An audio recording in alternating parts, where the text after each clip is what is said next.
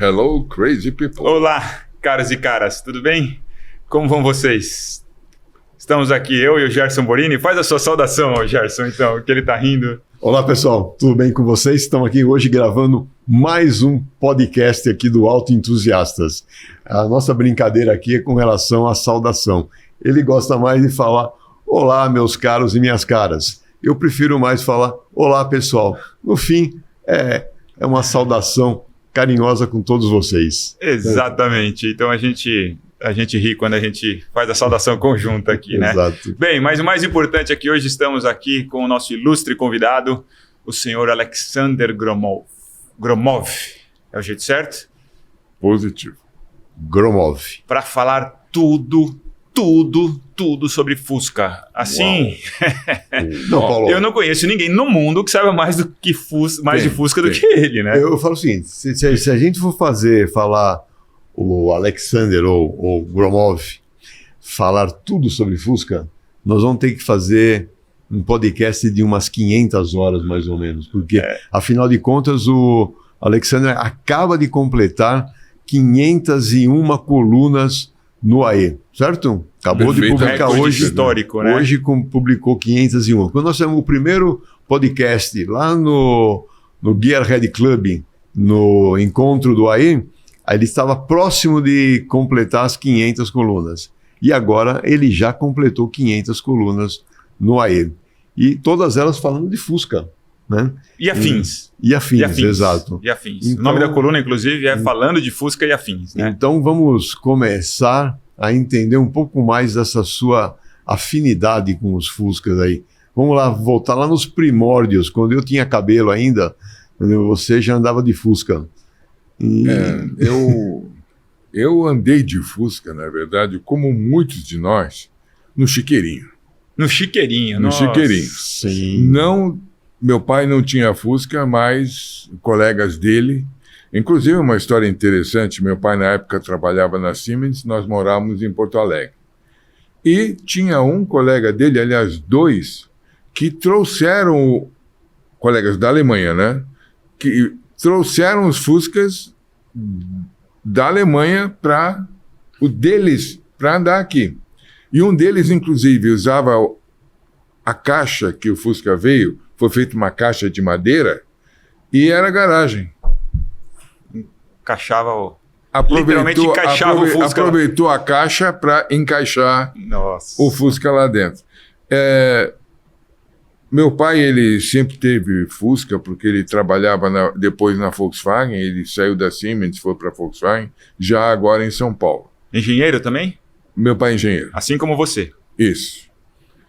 E acho que a febre pegou porque meu sobrinho do meio também é engenheiro eletricista. Então, eu particularmente, quer dizer, o carro que eu comecei a dirigir sem ninguém ter me ensinado, coisa que tem muito garoto que já fez, era um Citroën 11CV, normal. O Citroën tinha 3 categorias, tinha o Ligier, o normal e o Familiar. O Familiar, ele tinha uma janelinha a mais atrás e uns bancos praticáveis. Quer dizer, era um salão aquele carro. E a roda traseira não era exposta, tinha uma tampa maior. Bom, e meu mesmo primeiro Fusca foi depois que o meu Chevrolet quebrou. Eu tinha um Chevrolet 47, meu ano de nascimento. E eu tinha vergonha de chamar o Chevrolet de irmão, porque ele estava muito mal, então ele era o Titio. Então o nome do carro era Titio. Mas foi com ele para Porto Alegre, voltei aí, ele quebrou, não tinha mais conserto, ou o conserto custaria mais do que ele. Que história, eu nunca poderia imaginar que seu primeiro carro fosse um Chevrolet. Chevrolet, para mim, 4 portas, que tinha sido táxi há mais de 40 anos de táxi. E era gozado que eu andava na rua, muitas vezes eu estava parado no trânsito, as pessoas forçavam a porta traseira. Aliás, a única coisa que funcionava bem era a trava da porta traseira, né? Achando que era um táxi. Achando que era táxi. Eu falei, não é táxi. Como que não é táxi? Preto. 4 portas, grande. Então, muita gente falava isso. Mas aí ele quebrou e na época eu estava já na universidade e dava aulas particulares, que na época era o ganha-pão do estudante universitário, era dar aula particular. Sim. Eu dava aula particular para um senhor muito especial, Joseph Rindelt. Ele era especialista em desenhos animados. Por exemplo, as propagandas da Varig, aquela do japonês que queria voltar para o Japão, foi ele que fez. E ele precisava de um Fusca ou um carro com teto solar para acomodar uma giga com uma câmera para fazer filmagens andando. Ele pediu uma amiga para comprar um carro no nome dele na Alemanha, passou o tempo de carência, ele importou o carro sem imposto para o Brasil. Esse carro ele já tinha usado vários anos, estava parado, um conjunto de vaquinha familiar, então comprei o carro que tem até hoje, cujo apelido é Rosinha, mas é um carro muito macho. Então essa é a história de como eu cheguei no Fusca. Que coisa. Isso foi em 1971. O carro é 1955, 56. Tá. O meu primeiro Fusca foi em 1971, que meu pai comprou para o meu avô. Eu nasci em 70, eu tinha 1 ano. Mas depois, quando eu comecei... Todo mundo tem uma história de Fusca, né? Eu vou contar a minha rapidinho. Quando eu comecei a namorar a minha esposa, minha atual esposa, eu ia buscá-la de Fusca, do meu avô. Que era um carro tipo Spare da casa, né? Um carro sobressalente. E aí ela era toda mais assim, não sei o quê, né? Mais sofisticada. Patricinha. E eu ia de Fusca, e ela não acreditava que eu ia de Fusca, né? Qualquer dia eu vou perguntar pra ela, né? Mas como que você continuou saindo comigo de Fusca, né? Escreve isso para eu colocar em causos. Boa, vamos um causo do... colocar em causa. Boa. Uma boa. Show. E eu vou contar uma história de Fusca. Eu não tenho história com Fusca. Eu nunca tive um Fusca. Eu nunca dirigi. Você é uma pessoa rara. Meu pai trabalhou na Volkswagen. Meu pai vinha com... Ele era da área de controle de qualidade da Volkswagen. Ele cada dia vinha com um carro lá que saía da linha. E então eu andei muito de Fusca, andei muito no chiqueirinho, igual você andou. Mas eu nunca tive um Fusca meu. O mais perto de um Fusca que eu tive foi uma Brasília 7,5 ou 7,8, alguma coisa assim. Eu não tive Fusca. Mas tem o seu pai que trabalhou lá, andou bastante de Fusca. Então tem histórias de Fusca aí para contar na família. Olha, eu diria que ninguém é perfeito. Exato. Tem razão. Depois dessa... Mas e aí, Gromov? É que eu chamo ele de Gromov sempre, né? Eu tô me acostumando a chamar de Gromov. É como a vodka Smirnoff. Eu também falo. Não é difícil. Smirnoff, Gromov. Gromov. E sabe o que quer dizer Gromov? Não, conta aí pra gente. É em russo. Grom é trovão. Então é do trovão. Por isso você tem esse vozeirão assim, né? Alô, minhas caçulentas. Do trovão, bacana. Mas e aí, como é que foram 500 matérias, 500 semanas incansáveis? Eu tava do lado de fora, eu vivenciei algumas... Eu não sei se é melhor... Algumas passagens, eu ia falar crises, mas algumas passagens de não dificuldades, mas algumas passagens interessantes, tipo, não vou conseguir fazer mais essa coluna, tá difícil, tenho que arrumar um assunto, dá muito trabalho, né? Então eu vivi assim, eu acho que a gente olha em 500 matérias, ele vai entrar em mais estatísticas, que eu adorei as estatísticas que ele fez, mas assim, quem vê de fora fala, foi tudo fácil, né? Foi tudo... Mas teve bastante desafios aí, né? Eu escrevo há um bom tempo. Eu redigia, no meu tempo de presidente do Fusca Clube, eu redigia o boletim interno do clube chamado A Bananinha, né? Para quem não sabe, os jovens aí, Bananinha é o apelido de um dispositivo chamado seta direcional, né? Vulgo pisca-pisca. Não era pisca-pisca, era seta direcional. Era um objeto que esbutia do carro e tinha uma luz que às vezes piscava, mas geralmente era só uma luz fixa. As primeiras setas eram simplesmente de madeira para os caminhões.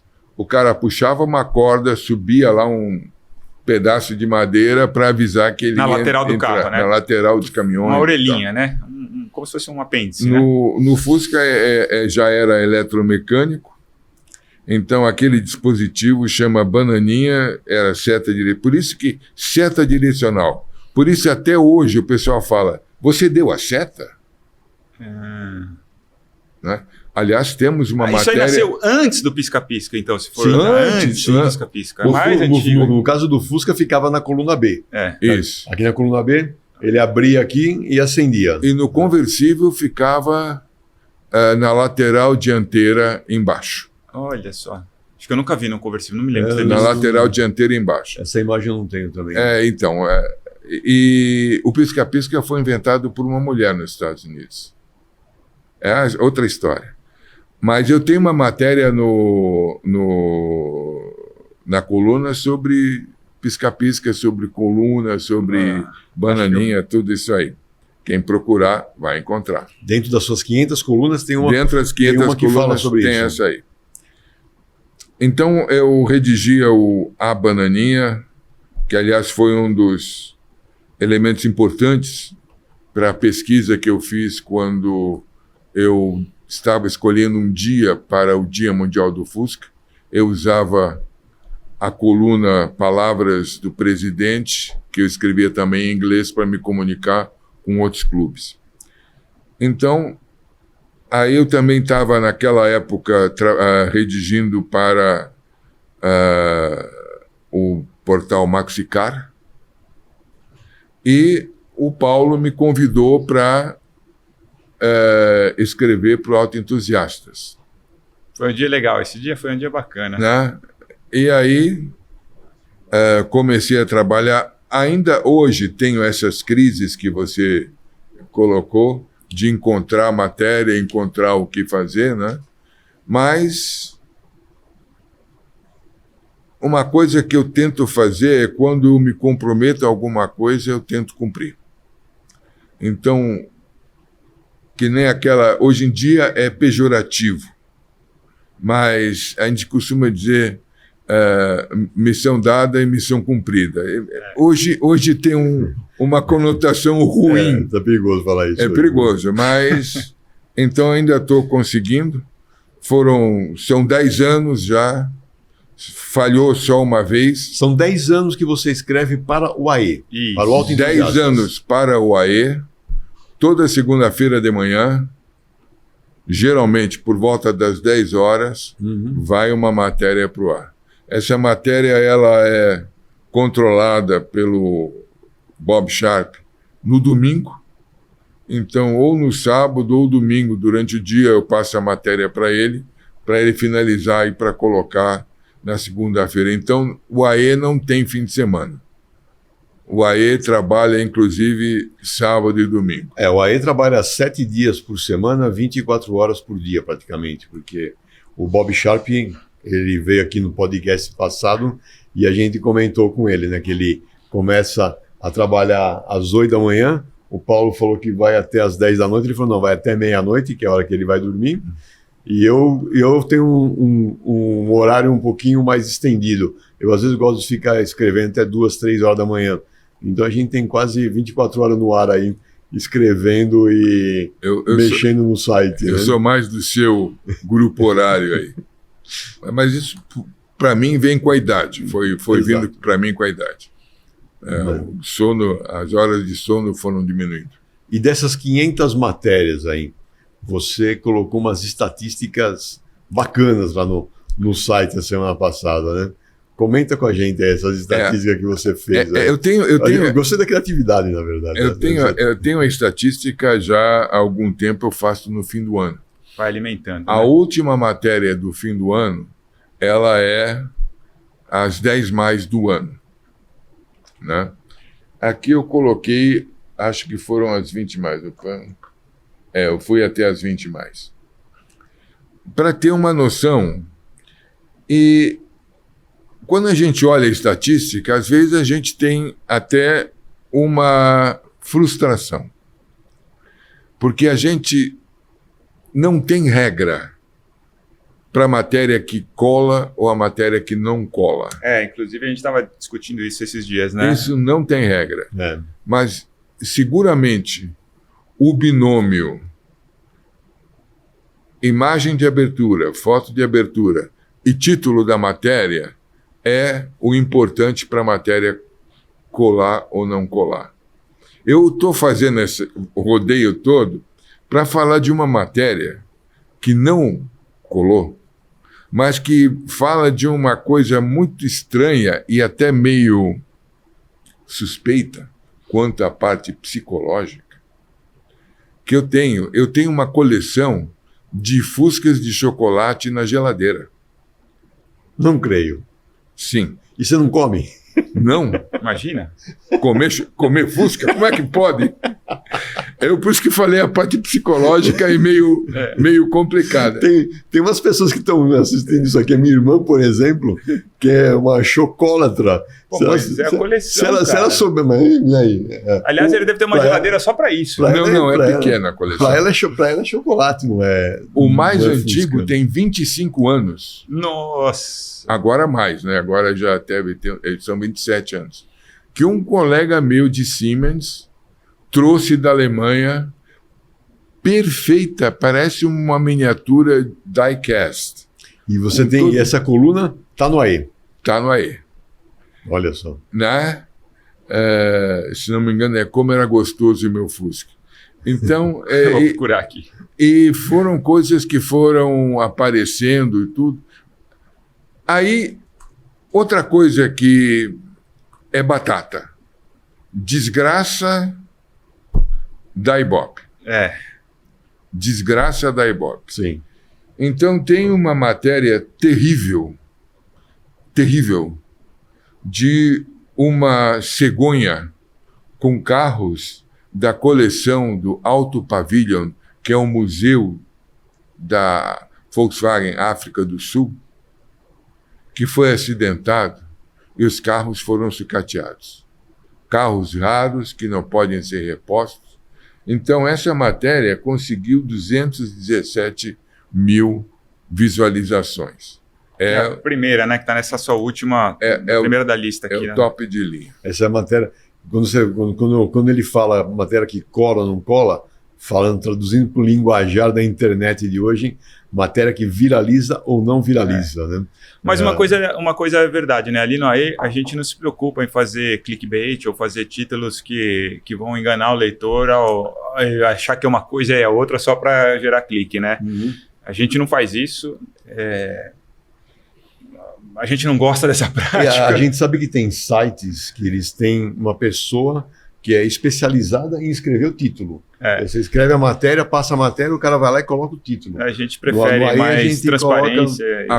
A coisa mais difícil para mim na matéria, coisa mais difícil é definir a imagem de abertura. Às vezes não existe a imagem. Recentemente eu estou tentando entrar na inteligência artificial. Inclusive, tem uma matéria que é muito interessante. Deixa eu ver se eu acho ela aqui. Estou gostando desse papo aqui, Bruno, porque você está contando algumas coisas bem de como é feita, né? Como é feita a matéria, né? Deixa eu ver uma coisa aqui também. A matéria é um caso que é a Linda Loira Ansiosa e o Fusca Milagroso. Eu fiz a imagem de abertura através da inteligência artificial. E é um salão do automóvel, tem um Fusca exposto quando o Fusca voltou, e tem uma moça muito bonita Tô vendo aqui. com o vestido. Foi de dezembro de 2023. E essa imagem viralizou de uma maneira incrível na época, porque realmente a imagem é bonita. E ela foi feita pela inteligência artificial. Outras mesmo. Matérias também eu tenho que lançar a mão desse expediente. Então, gente, para vocês verem quando vocês leem uma matéria de todos os editores, mas especialmente do Gromov, vocês podem ter certeza que ali teve uma semana de trabalho intenso até chegar naquela segunda-feira de manhã, onde a matéria sai, né? Mas Eu acho que você vai falar mais coisas, mas deixa eu só te fazer um comentário aqui. A do chocolate eu vi aqui, a do chocolate tem 32 comentários. E deve ter tido umas 5 mil views, alguma coisa do tipo, né? E essa de 220 mil views, dos carros da África do Sul, tem 36 comentários, né? Eu gosto mais de medir, né, o engajamento do que os views, né? Porque os views, às vezes, a matéria ela viraliza, como você fala, mas ela vai parar em outros lugares que não são esses leitores, não são essas pessoas que estão assistindo a gente agora no podcast que estão vendo, né? Então a gente faz o AE mais para vocês que estão assistindo, né, vendo aqui, que a gente não se preocupa muito com a viralização das matérias, porque a gente quer trazer assuntos que são relevantes, né, e o engajamento que vocês têm, esse é um diferencial do AE, né, essa participação dos leitores, que é o que nos gratifica, né, e acho que para você também, né, não estou falando aqui besteira, né, do seu ponto de vista. Eu faço um mix, né, eu abro uma divergência respeitosa. Gostei desse... Né? Vou usar isso aí. Abro uma divergência respeitosa. Vou usar isso. Eu acho que a quantidade de visualizações, para mim, tem um valor importante. Principalmente porque ela está decrescendo. Mas esse é um assunto que a gente está batalhando para voltar. Já discutiu. Então... a quantidade de comentários, e eu também tento responder a todos.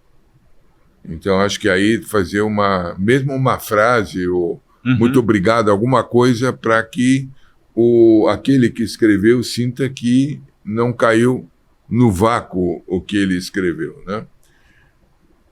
Mas... Não, eu entendo, até porque Fusca é um assunto bem abrangente, né? É um assunto que você não precisa nem ser... apaixonado por carro. As pessoas são apaixonadas por Fusca, né? Fusca é como se fosse um Mickey Mouse, né? É uma coisa que transcende o automóvel, né? E tem uma curiosidade nessa de Fusca, né? Tem uma tribo muito acirrada que são os amantes do Herbie. Isso é inacreditável. Que agora, recentemente, acho que fez aniversário o filme, né? Tanto dos originais como das réplicas. O Herbie acabou virando um personagem mesmo, né? Existem encontros nos Estados Unidos que se reúnem mais de uma centena de Herbies. Meu pai me levou. Meu pai nunca ia ao cinema, mas meu pai me levou para assistir o Herbie no cinema. Eu também fui. Curioso isso, eu acabei de lembrar. Inclusive, tem uma matéria no site sobre um magnífico encontro de Herbies nos Estados Unidos, comemorando o aniversário do filme. Então, é interessante isso. Então, há várias tribos. E eu acho que a tribo mais acirrada, mais aguerrida, são os amantes do Herbie.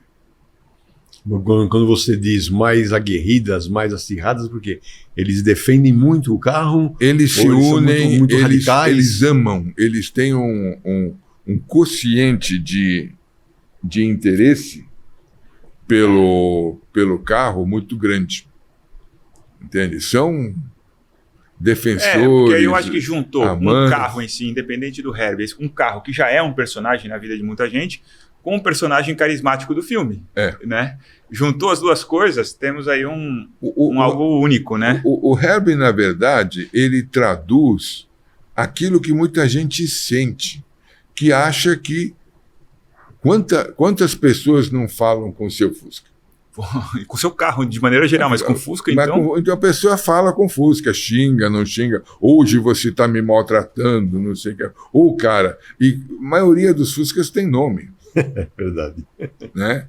Então, é uma interação grande, e ter a identificação de um Fusca que tem vida própria, que tem ações, que faz e tudo, consolida toda essa imaginação que a pessoa tem, essa interação com o carro. Né?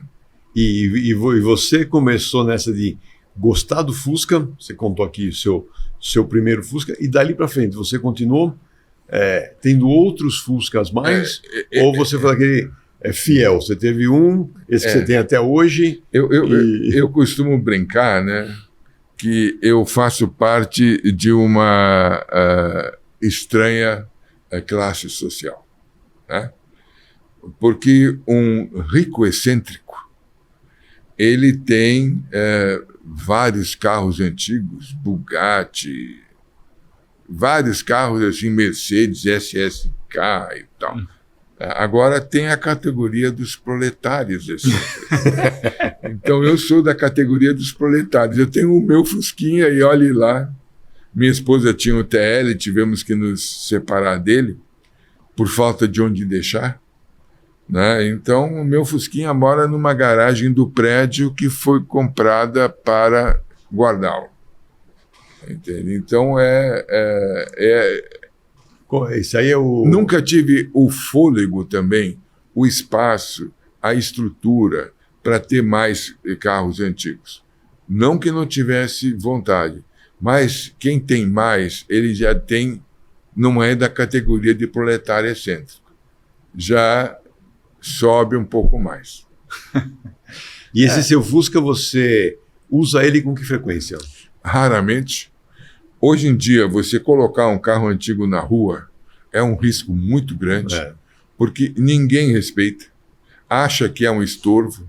Mesmo você dirigindo na velocidade preconizada para o trecho, eles acham que você está amarrando. Então, tira fina, a motocicleta tira fina, e é um risco bastante grande.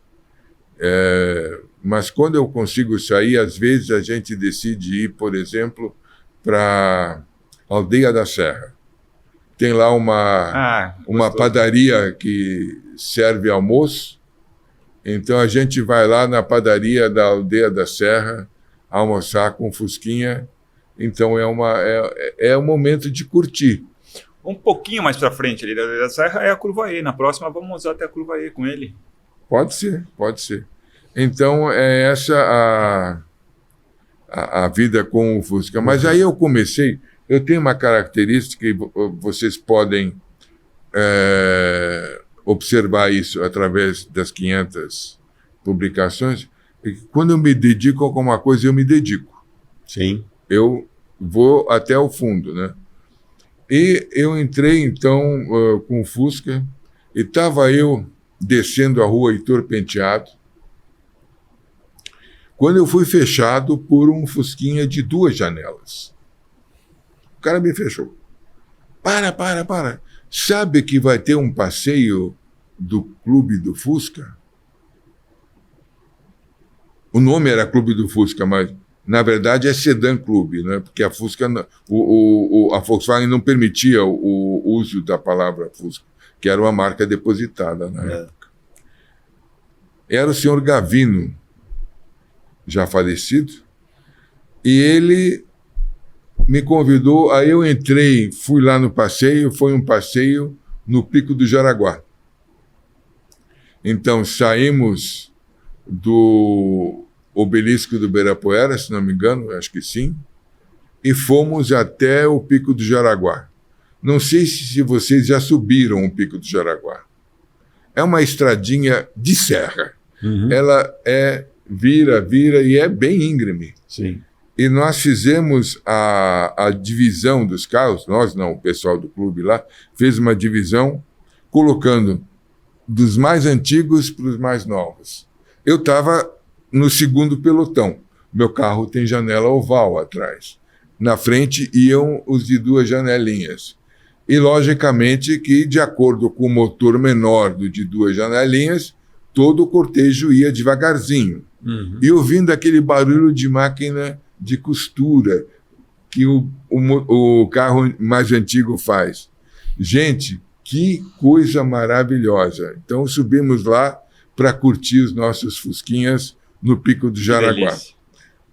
Aí eu entrei no clube, pouco tempo depois virei presidente e fui tocando até um determinado tempo. Então foram quase 13 anos.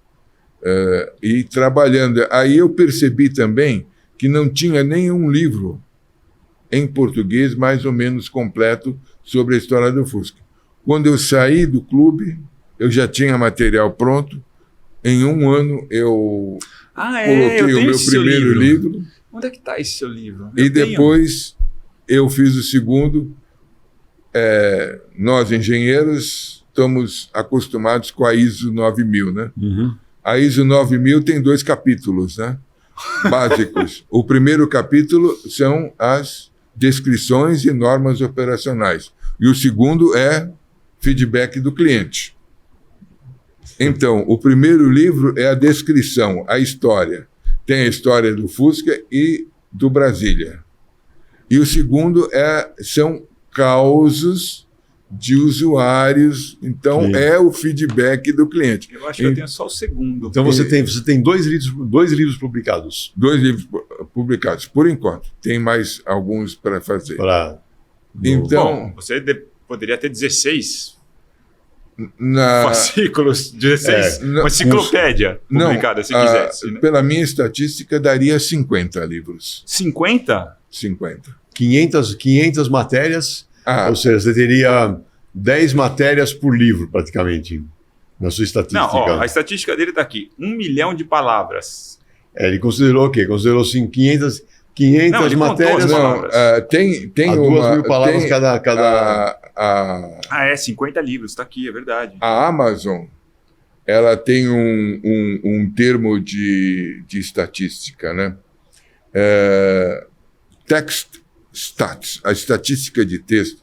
A Amazon considera que um livro médio tem 64 mil palavras. 64 mil? Isso, é o que tá na Então, matéria deles. daria, a matemática daria 16, mas esses 16 é só texto.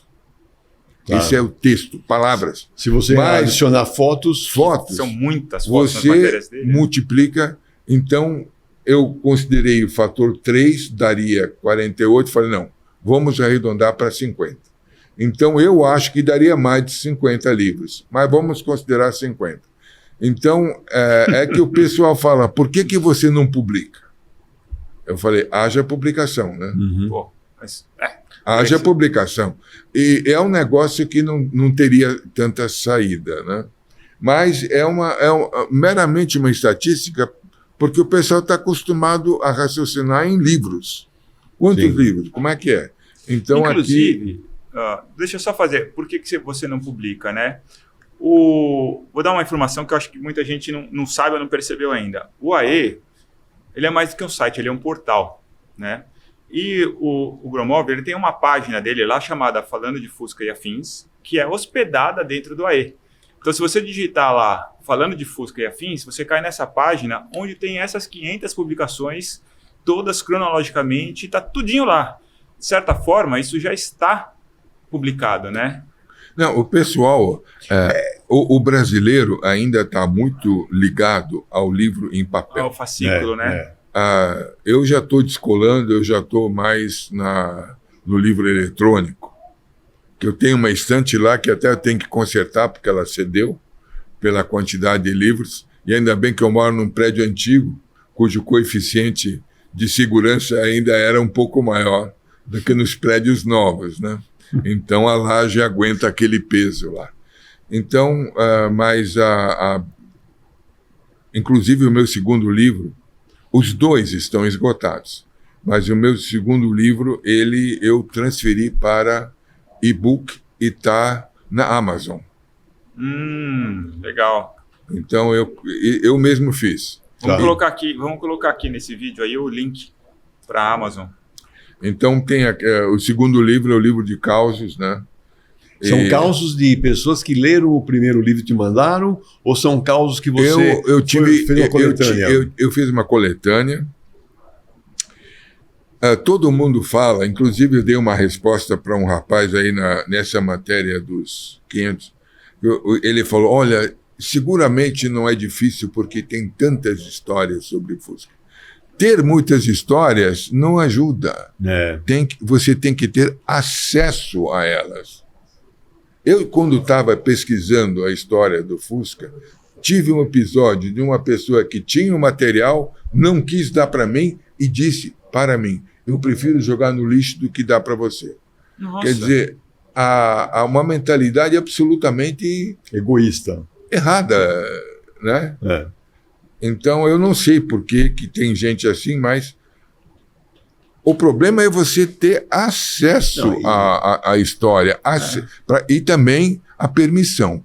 Então, eu consegui vários que eu já tinha e pedi permissão, que eu preciso dela por escrito. E aí eu me lembrei que a Volkswagen fez um concurso de histórias, inclusive deu um carro de presente para quem ganhou aquele concurso.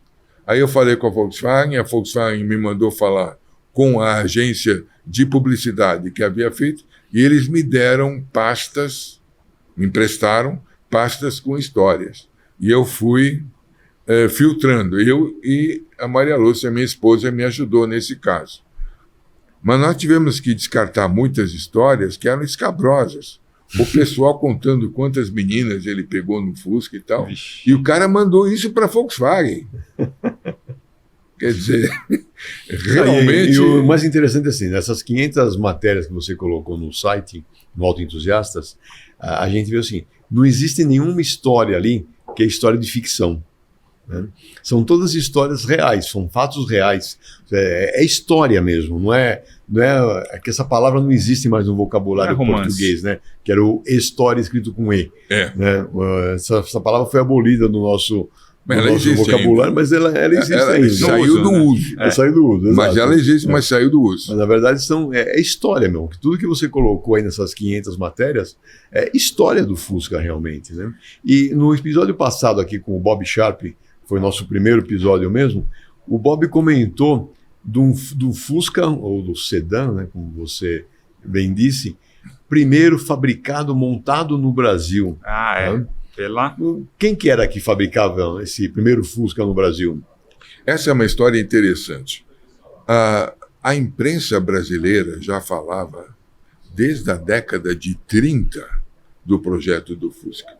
Eu tenho uma série de, acho que são 4 publicações feitas em conjunto com o Jason Fogel, que é um grande pesquisador. Abração pro Jason também. Jason é um amor de pessoa, adoro o Jason. Conheço ele há uns 35 anos. Já convidei ele para escrever para o AE algumas vezes. Mas ele tem tudo isso de idade? Para mim, o Jason tinha uns 35 anos de idade. Nada disso, nada. Ele deve estar beirando 50. Olha só. Né? Então, o Fusca sempre foi conhecido e vários fatores levaram o Fusca ao Brasil. Um dos fatores que eu acho que foi o mais importante foi uma união entre a Chrysler e a Volkswagen, feita pelo presidente da Chrysler e pelo Nordhoff. Logo no início do trabalho de 1948, no início do trabalho no Nordhoff para a Volkswagen. O Nordhoff ele vinha da Opel, então ele tinha conhecimento com empresas americanas também e falava o inglês perfeito. Então, as duas empresas decidiram que, como a Chrysler não tinha carros pequenos, a Volkswagen iria suprir essa falta para eles. Com isso, a Volkswagen poderia usar as concessionárias Chrysler do mundo. Isso abriu uma frente muito grande. A Volkswagen tinha que pagar as dívidas da reconstrução dela. Estava sem dinheiro. O alemão não tinha como comprar carro naquela época. Isso foi logo após a guerra, logo após 48, né? 3 anos depois do término da guerra. A guerra terminou em 45. Então, o Nordhoff tinha como meta abrir montadoras ou fábricas no mundo inteiro. No mundo inteiro. E em 48 mesmo, ele veio junto com Schutzweg para, primeiro, a Argentina, para ver se montava uma fábrica lá, e Brasil. Na Argentina, a única coisa que sobrou não foi para a Argentina, foi para o Uruguai, a permissão para o Lestido começar a montar Fuscas em CKD no Uruguai. E no Brasil ele veio aqui e foi recebido pelo Etchenique, que tinha a Brasmotor. A Brasmotor era uma empresa da Sabrico. A Sabrico era dona da Brasmotor. A Brasmotor era uma montadora. Sabrico, ela montava. Sabrico concessionária, Sabrico. Concessionária. Aí a Sabrico já tinha a expertise de montar CKDs de Chrysler, carros e picapes. Eu vou fazer um parênteses. CKD, muita gente acha que CKD é um Lego que você junta, passa uma tinta e manda rodar. O CKD, a fabricação de CKD naquela época, a empresa tinha tudo menos as prensas. Então as partes vinham já prontas, mas tinham que ser justapostas em gabaritos. A lateral era soldada, então tinha duas partes, a frente e trás era soldada. Então era praticamente uma fabricação. E dessa visita dos dois veio, então, a permissão, o contrato com a Brasmotor, vigindo até junho de 1953, ou seja, de 51 a 53. Quem montou Fuscas no Brasil, ou vou dizer, fabricou Fuscas no Brasil, foi a Brasmotor. A Brasmotor. E ela acompanhava as séries de fabricação alemãs. Então, tinha primeiro o Fusquinha de 2 janelas, depois veio o Fusquinha de 2 janelas com o painel do oval, que chama Zwitter, e aí, de novo, agora o oval. Então, durante todo esse tempo, até 1956, a meio do ano, a Brasmotor montou a Volkswagen e se estabeleceu em março de 1953, mas todo o material para montar estava na Brasmotor. Então, em junho, terminou a fabricação na Brasmotor, toda essa parafernália de gabaritos, dispositivos e tudo foi tirada da Brasmotor e colocada num barracão, num galpão, ali no Ipiranga, na Rua do Manifesto. E aí a Volkswagen começou a montar. A Brasmotor não montava Kombis, mas a Volkswagen começou a montar Kombis. Paralelamente, a Volkswagen começou a construir a fábrica em São Bernardo, uma construção que parecia café solúvel, jogava no chão, aquilo subia. Foi uma construção tipo Blitzkrieg. Uau! Logo já tinha uma ala, que hoje é a ala 2, que tinha tudo que era uma fábrica, era uma mini fábrica.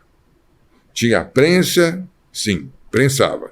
Tinha prensa, montagem, pintura, tudo. E assim é basicamente o começo do Volkswagen. Desculpe a extensão do papo, mas é uma história complexa. Foi só mesmo para ligar o que a gente conversou com o Bob no outro podcast, porque o Bob falou que o primeiro carro que ele correu foi que ele aprendeu a dirigir. Que ele aprendeu a dirigir foi um Fusca montado pela Brasmotor, né? E... Ele me traiu. É? Ele me traiu. Por quê? Porque ele me disse que o carro que ele aprendeu a dirigir foi um Citroën do tio dele. Não, não, mas acho que o primeiro carro que ele pegou começou a sair sozinho. Ah, bom. Seu Citroën igual o seu, igual você falou, o 11, né? Só que Traction Avant. No meu caso, nós morávamos numa casa muito bonita em Porto Alegre, numa zona meio com subidas e descidas. A garagem ficava no fundo, num corredor de 20 e poucos metros. Eu, quando era menino, eu sentava sempre no ônibus. Vocês lembram que tinha um banquinho lá na frente, do lado do motorista? Banquinho, o capô do motor e o motorista. E eu brincava sempre imitando o movimento do motorista, acelerando com a tampinha de lata de cera e uma varinha no chão. E aí meu pai comprou o Citroën e deixava a chave.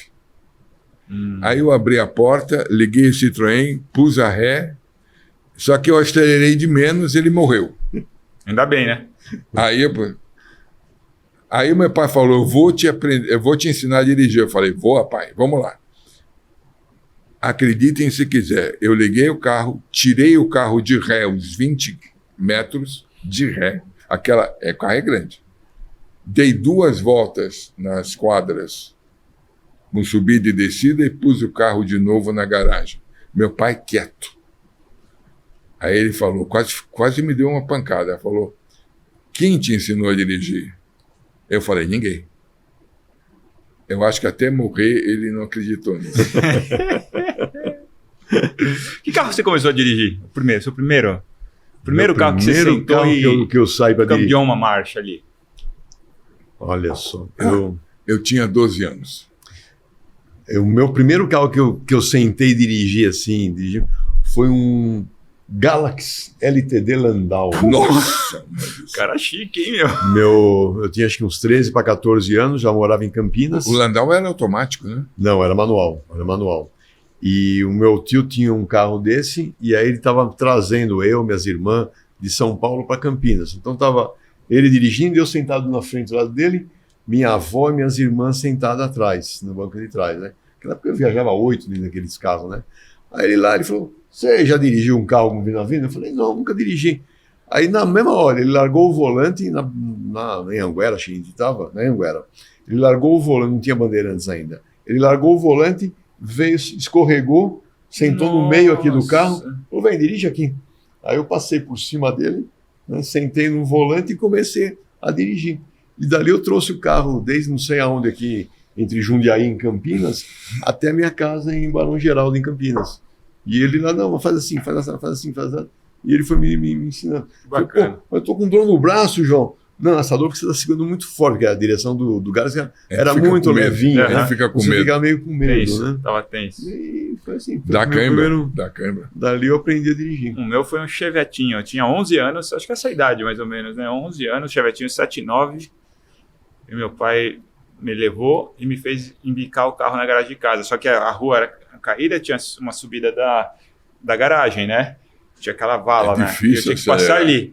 E o medo de eu errar e entrar com tudo dentro da garagem e bater o carro lá dentro, né? Nossa, eu lembro disso daí. Mas aí eu fiz certinho, deu certo, Parabéns. um Chevetinho. Foi legal. Bacana. E eu tinha, falando de história de Fusca, né? Quando eu era bem mais novo, devia ter o quê? Uns 5 anos de idade, mais ou menos, estava no parquinho, né? Nem existia ainda pré-primário, você ia num parque lá em São Paulo. E tinha um amigo do meu avô, que o nome dele era João Fifi. João Fifi, obviamente, que ele era um tanto quanto vago, gago, né? Então, era João Fifi. Fifi, né? E ele tinha uma Kombi, né? E volta e meia para buscar a gente no parque, o meu avô não podia ir, minha mãe não podia ir. Aí o Fifi. E eu e o João Fifi. Aí o João Fifi, quando me pegava a gente, ele me colocava no colo dele e fazia eu ir dirigindo a Kombi. Era uma Kombi ainda. Uma Kombi, cara, Bom, a Kombi já é mais divertida, porque pela folga, né? Não, mas assim, a Kombi não tem nenhuma zona de deformação. O PC, o Gerson no colo. No colo ali. Enfim, mas o senhor Alexander, Doctor, né? Dr. Alexander. Não, em Fusca o Doctor. Dá para falar que é Doctor, né? No nosso encontro do AE lá no Gearhead Club, você contou pra gente, o senhor contou pra gente a história Só porque eu sou mais velho? do dia Sacanagem. mundial do Fusca e do dia nacional do Fusca, né? Você não quer dar uma pincelada pra gente nesses 2 dias aí, porque...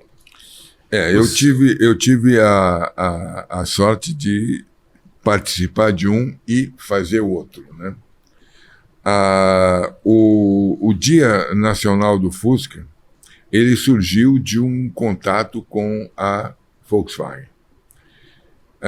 Naquela época, eu era presidente do Sedan Clube e a Volkswagen abriu um pouco a porta para nós, que antes a porta estava fechada.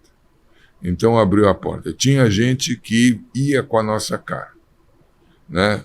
o Luiz César Basso Barbosa, o Roberto Malacrida, aquela turma toda. Então... Aquela turma lá, né? Você lembra, né? Não tenho a menor ideia de quem sejam, mas tudo bem, vamos fazer cara de conteúdo aqui. Entendi. Mas eles, se ouvirem, vão saber. Certo, com certeza. O endereço é esse. É legal. Então, e a Volkswagen, o Fusca tinha praticamente recém saído de linha a primeira vez. Nós estamos em 89. O Fusca saiu em 86, 89. E a Volkswagen queria fazer uma campanha para dar uma aliviada no estoque de peças de Fusca e também aproveitar para oferecer revisões por um preço mais acessível.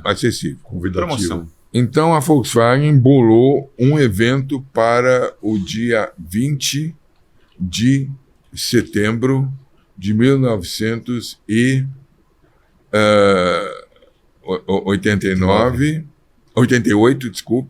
88, no Autódromo de Interlagos. Bolou um logotipo com o número 20 envolvendo o perfil do Fusca. Estava tudo pronto, só que eles esqueceram de perguntar a Interlagos se podia usar o autódromo naquele dia. Que nem o Garrincha, né? Esqueceram de combinar com os russos, né? Obviamente que não dava, né? Aí fizemos uma reunião de emergência no Wells Burger, na Praça Pan-Americana, que hoje é o McDonald's. Ali era o Wells. O Wells tinha restaurantes e tinha hambúrgueres naquela época. Era do Pão de Açúcar, né? Muito bem. E a decisão tomada foi: sim, vamos decretar o Dia Nacional do Fusca. Sim, vamos ter a Semana do Fusca precedente ao Dia Nacional. Sim, vamos fazer em Interlagos. Vamos ver que data dá. Dava o 15 de janeiro. Fomos fazer no 15 de janeiro. 20 de setembro para janeiro. Para 15 de janeiro. Desculpe, é novembro. Não é setembro, novembro. Aí fizemos, mas a data, como já estava a logotipia toda pronta, então o Dia Nacional do Fusca seria o dia 20 de janeiro. Uma data que não tem absolutamente nada a ver com algum evento de Fusca. Tem muita imprensa... Alguma data importante de Fusca. A imprensa desavisada ou sem pesquisar, fala que é a data da fabricação do primeiro Fusca no Brasil, mas não é. O primeiro Fusca do Brasil foi fabricado no dia 3 de janeiro de 1989. Então não tinha nada a ver com a... Peraí, não, você falou 3 de janeiro de 1980. 59. 59. E é uma pena. Eu até tenho uma matéria explicando tá isso, né? claramente. Gente, é assim. Não adianta. Então, lançado esse dia colou. Ele colou. Até hoje, o Dia Nacional do Fusca é respeitado, comemorado no Brasil inteiro. Muita gente... Dia que é? Dia 20 de janeiro. De janeiro. É comemorado numa data próxima, né? Sim, no final de semana. O que der, né? O que der. E aí, depois nós lançamos também... Eu ia muito à prefeitura para conseguir o autódromo. Então tinha lá gente com quem eu tratava e uma vez um desses senhores me falou que o vereador Toninho Paiva queria muito fazer o dia do Fusca Municipal. Então foi lançado o dia do Fusca, eles me pediram um arrazoado. Eu escrevi 3 laudas No fim, essas 3 laudas viraram uma lei. As minhas Olha só, viraram uma lei coisa, né? que foi assinada pelo prefeito Paulo Salim Maluf. Então, São Paulo tem um dia oficial do Fusca, que por coincidência também é o dia 20 de janeiro. Que coisa. Porque eu escrevi do Dia Nacional e eles pegaram a mesma, não me perguntaram se eu queria propor uma outra data, mas tudo bem. Então tem o Dia Nacional. Que é uma data, digamos, não formal, mas uma já data estabelecida. Que a Volkswagen assumiu, né? Que legal. Já é digamos, reconhecida. E uma data legal com decreto assinado pelo prefeito. Aí eu fui fazer o meu estágio na Alemanha, o segundo estágio. Eu fiz 2 estágios lá pela empresa e sabia que havia um encontro muito famoso de Fuscas numa cidade chamada Bad Camberg, que fica a uns 35 quilômetros ao norte de Frankfurt pela rodovia A3. Eu liguei para lá, falei com o organizador, Heinz Willy Lottermann, infelizmente já falecido, e falei, olha, eu sou Alexander Gromov, eu sou presidente lá do Sedan Clube do Brasil, gostaria de participar, mas eu não tenho carro. Ele falou, venha, por favor. Aí eu peguei, na época eu tinha o meu Mercedinho lá, peguei eu, minha sogra estava junto, minha esposa, fomos todo mundo lá para Bad Camberg. É o mais purista dos eventos de Fusca. Só entra Fusca até janelinha oval. O que vier depois disso é por algum motivo especial, um carro show, mas não que seria aberto aquela massa do evento. Eu cheguei lá e quando eu falei com ele, ele falou, vem aqui, vamos, você vai falar. Aí eu me preparei. Levei uma bandeirinha do Brasil, estava com a camiseta do clube, boné do clube. E um dos eventos é um jantar onde participam todos os representantes dos 5 continentes. Porque tinha gente que trazia carro da Austrália para participar, dos Estados Unidos, fora os que vinham da Europa. Então eu estava na frente de uma plateia composta por uma representação incrível de fuscamaníacos mundiais. E eu falei para eles, eu falei em alemão, falei em inglês. Eu falei, gente, no Brasil nós temos o Dia Nacional do Fusca, um sucesso. Por que nós não lançamos o Dia Mundial do Fusca? Até esse momento não existe. Não, no Brasil foi antes. Um Dia Mundial do Fusca. Não existia. No Brasil foi antes. Olha que interessante. Aí isso foi em 91. Aí a ideia foi aprovada por aclamação. Todo mundo, alguns levantaram, tal, acharam ótimo. Eu tinha 4 anos até o próximo evento para definir data, falar com vários clubes, definir data, envolver o máximo número possível de gente nisso, conseguir, e decidimos a data do dia 22 de junho, porque em 1934, nessa data, foi assinado o contrato entre a empresa de Porsche, que na época tinha aberto uma empresa de consultoria, e a União das Empresas Alemãs, um contrato feito meio a forceps, porque as empresas alemãs, cada uma delas tinha o seu Volkswagen. Uhum. Depois a gente pode rapidamente falar sobre a palavra o seu carro do povo, né? O seu carro do povo. E não queriam um carro do povo do Führer, queriam vender o seu. Mas foi fechado esse contrato para a construção dos 3 primeiros protótipos. Você já falou lá, não é? Essa matéria eu lembro. É. Essa matéria é fenomenal. E aí eu escolhi essa data porque tinha critérios. É 22 de junho. De junho.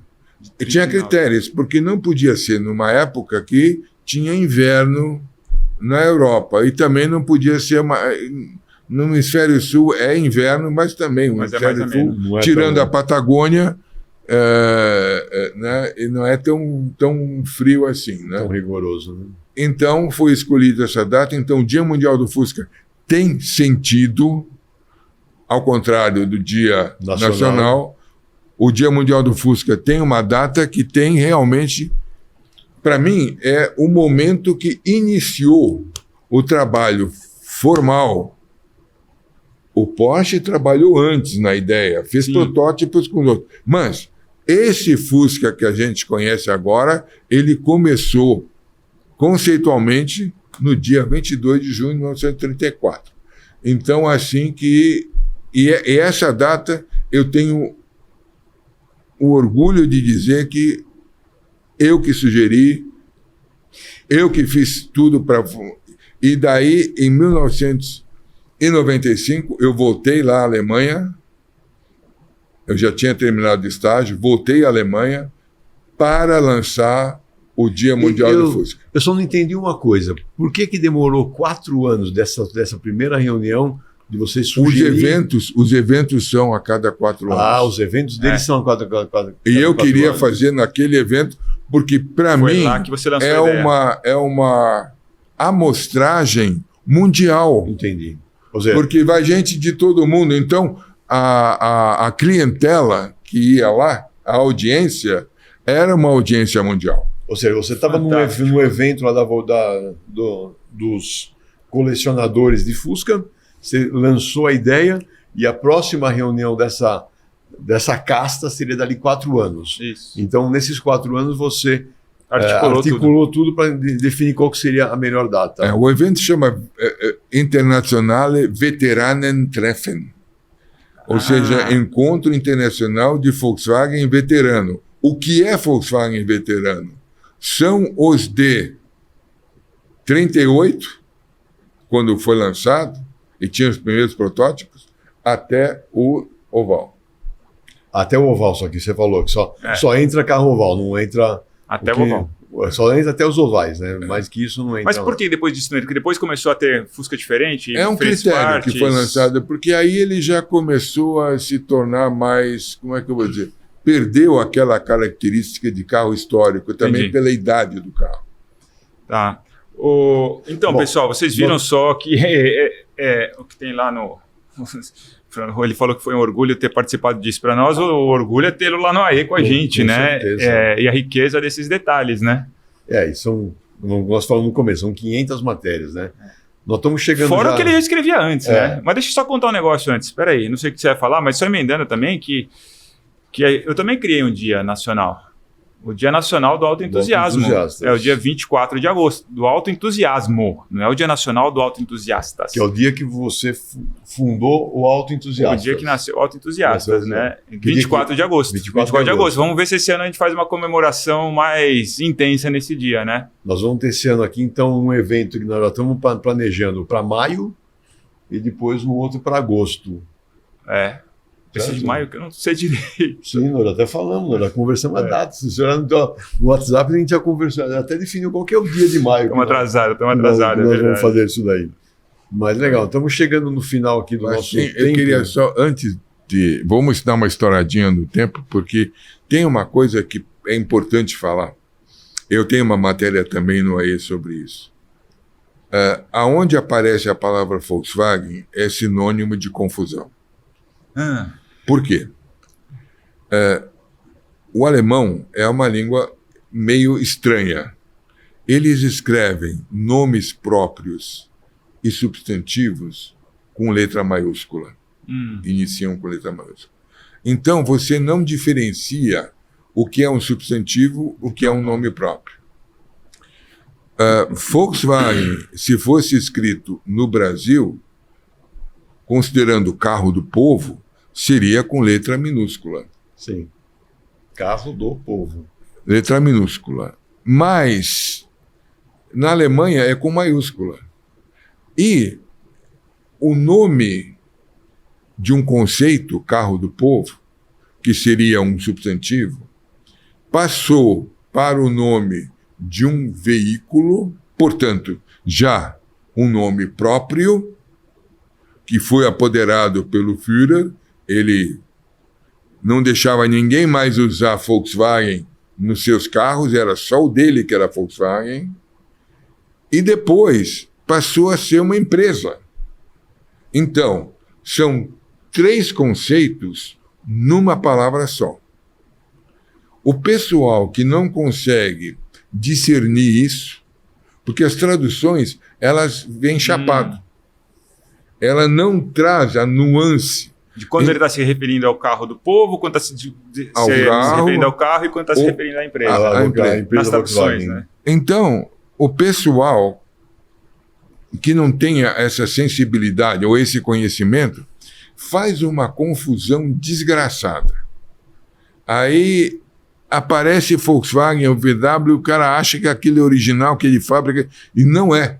Então tem muita coisa que confunde. Eu só queria fazer esse adendo, porque realmente quando alguém for ver alguma coisa, por favor, tenta analisar qual Volkswagen está sendo referido naquele momento.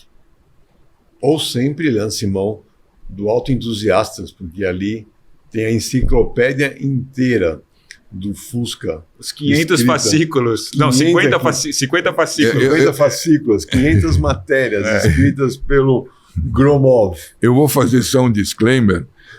Eu tento estudar a história, mas eu não sou especialista em quando a maçaneta mudou de uma para outra, ou quanto o catráculo do Gyrosblix virou redondo e era quadrado.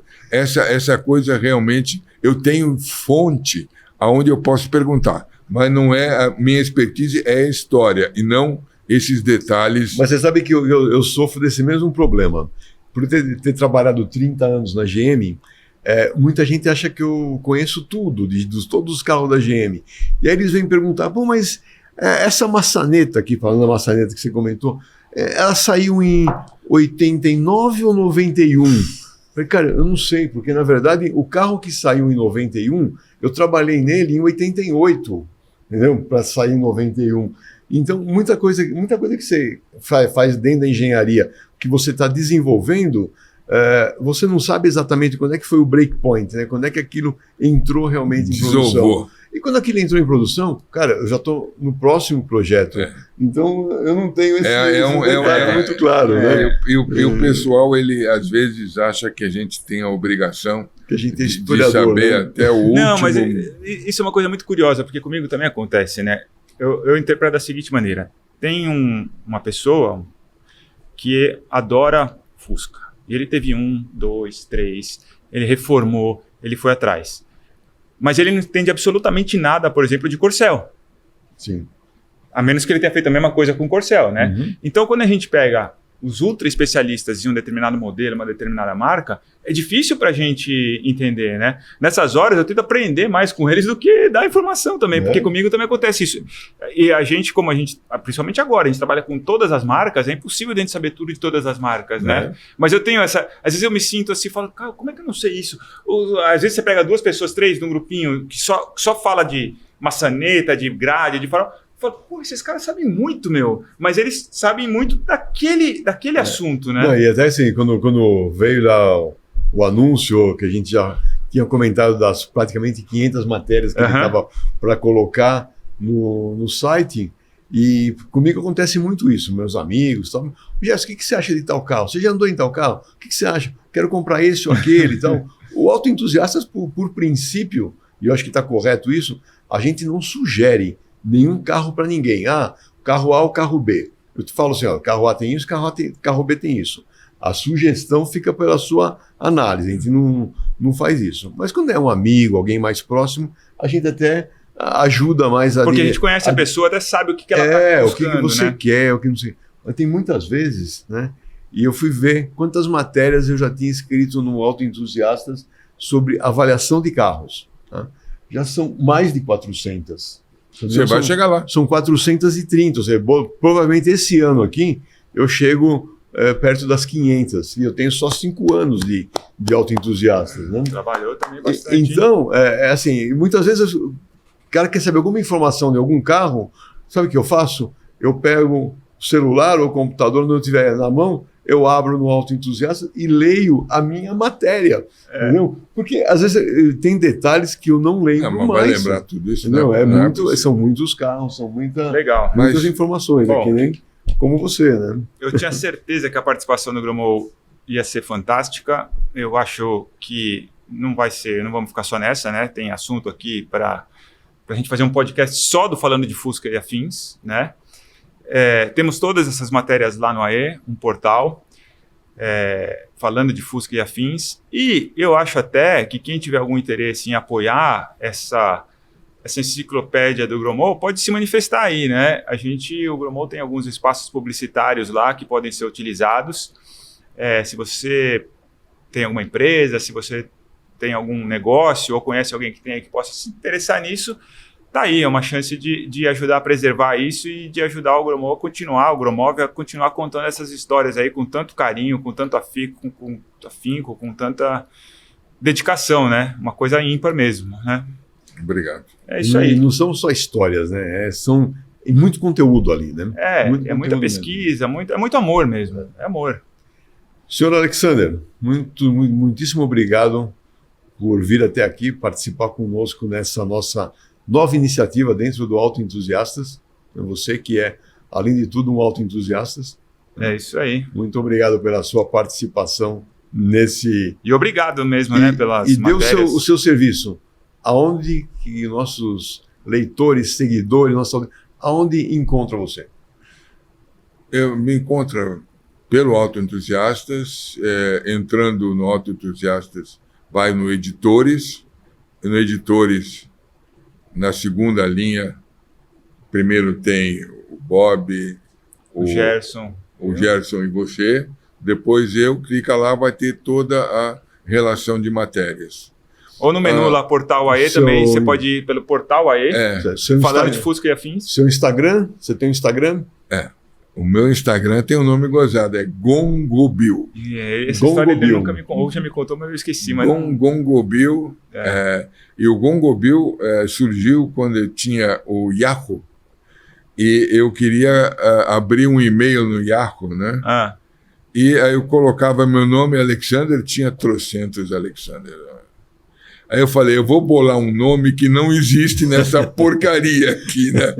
Então eu bolei Gongobil com 2 L's, Gongobil.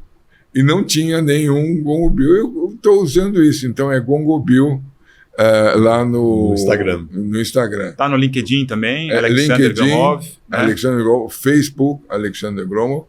E tem o e-mail do Autoentusiastas, que é alexander.gromov@autoentusiastas.com.br. Enquanto o espaço der, porque é pequenininho, logo estoura, mas dá para trabalhar. Muito bom. Show. Bom, valeu. Muito então, obrigado até o pela próximo sua presença. podcast. Ainda não definimos quem será o próximo, né? Mas temos muito conteúdo dentro do Autoentusiastas. Muito. Como já trouxemos o Bob Sharp, Alexander Gromov hoje, e o próximo a gente vai anunciar para vocês.